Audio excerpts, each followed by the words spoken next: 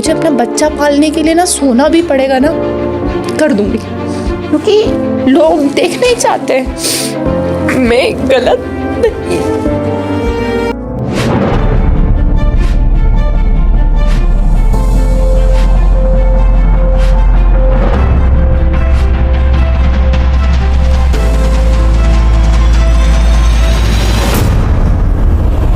राम राम सारे भाइयों को।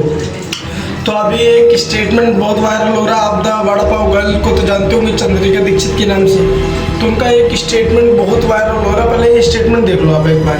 मुझे अपना बच्चा पालने के लिए ना सोना भी पड़ेगा ना, कर दूंगी, क्योंकि लोग देखना ही चाहते हैं मैं गलत नहीं। मैं तो हूँ। अब मैंने दिमाग में सेट कर लिया है कि काम सोशल मीडिया पे तो कर रही हूँ, ठीक है, सबकी अर्निंग आती है, मैं कोई गलत नहीं कर रही, आज से नहीं बहुत टाइम से कर रही हूँ। दुकान चलेगी तो ठीक है, नहीं तो कुछ भी करेंगे पर करूँगी। रिसेंटली आप सब चीज़ें जानते हो कि उनके और उनके पति के बीच में क्या हुआ है, लेकिन ये पब्लिसिटी स्टंट है या फिर जो भी चीज़ है, सबको मतलब ज़्यादातर लोगों को तो लग रहा है कि पब्लिसिटी के लिए ये सारी चीज़ें, ठीक है। और उस चीज़ के बाद अभी रिसेंटली एक पॉडकास्ट में गई है जहाँ पे इन्होंने ये स्टेटमेंट दिया। इसकी वजह से ये चंद्रिका दीक्षित इतनी ट्रोल हो रही है, मैं आपको कुछ चीज़ें दिखा देता हूँ कि किस बेसिस पे और किस चीज़ पे इनको इतना ट्रोल किया जा रहा है। पहले आप ये वीडियो देखिए। मुझे अपना बच्चा पालने के लिए ना सोना भी पड़ेगा ना, कर दूंगी। इनको तो आपने देखा ही है, ये है the famous vada pav girl, लेकिन इनको बच्चा पालने के लिए कमाई का कोई दूसरा रास्ता ही समझ नहीं आया है। क्या इन्होंने ये नहीं देखा है कि जो औरतें बच्चा पालने के लिए मजदूरी तक कर लेती है, गड्ढा खोद रही है, ईंटें उठा रही है, फैक्ट्री वर्कर है, कॉर्पोरेट जॉब कर रही है, जो अपनी हॉबी जैसे योगा, सिंगिंग, डांस, एक्टिंग सिखा रही है, आज एक महिला अपने बच्चे को पालने के लिए नाली भी साफ कर रही है और चांद तक भी जा रही है। तो इस दौर में ये कैसी बात कर रही है? अब मेरा सवाल है, जिससे आप फेमस हुई थी उससे ही आप पैसे कमा सकती थी, तो ऐसी बात कैसी कह दी आपने? माँ होने के नाते बहुत बड़ी बात बोल रही हूँ, मुझे नहीं पता लोग कैसे जज करेंगे। मुझे अपना बच्चा पालने के लिए ना सोना भी पड़ेगा ना, कर दूंगी। मुझे अपना बच्चा पालने के लिए ना सोना भी पड़ेगा ना, कर दूंगी।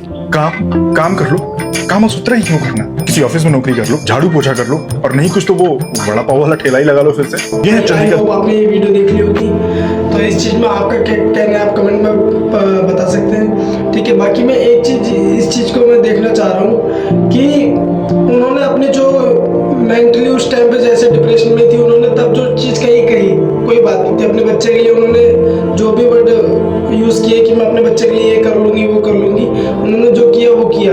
लेकिन एक दो वीडियो ऐसे हैं कि हम उनकी मदद करना चाहते हैं, हम उनकी मदद इस तरीके से करना चाहते हैं, वो सबको समझ में आ रहा है कि किस तरीके से मदद करना चाह रहे हो आप, ठीक है। तो ये चीज़ें उस औरत ने तो जो कहा वो सो कहा, अपने हिसाब से जो ठीक समझा वो कहा उन्होंने, ठीक है। लेकिन ये जो बीच में कुछ स्टेटमेंट आ रहे हैं कि मैं तुम्हारी मदद कर दूंगा, मैं ये कर दूंगा, मैं वो कर दूंगा। अभी मैंने एक क्लिप लगाई थी 15 सेकंड की, उसमें एक मीम बना दिया उसका कि मैं आपकी मदद करना चाहता हूँ, लेकिन किस तरीके से उसमें सब मीम की वजह से पता चल रहा है, ठीक है। तो ये चीजें उस औरत के वर्ड से ज्यादा गलत है भाई। बाकी ये आपकी थिंकिंग, आप क्या कहते हो, ठीक है। बाकी मेरा जो पॉइंट ऑफ व्यू था, पहली वीडियो जिसमें मैंने अपना पॉइंट ऑफ व्यू रखा है, वो गलत कह रही हूँ कि उसमें कोई झिझक नहीं है कि हाँ वो गलत है।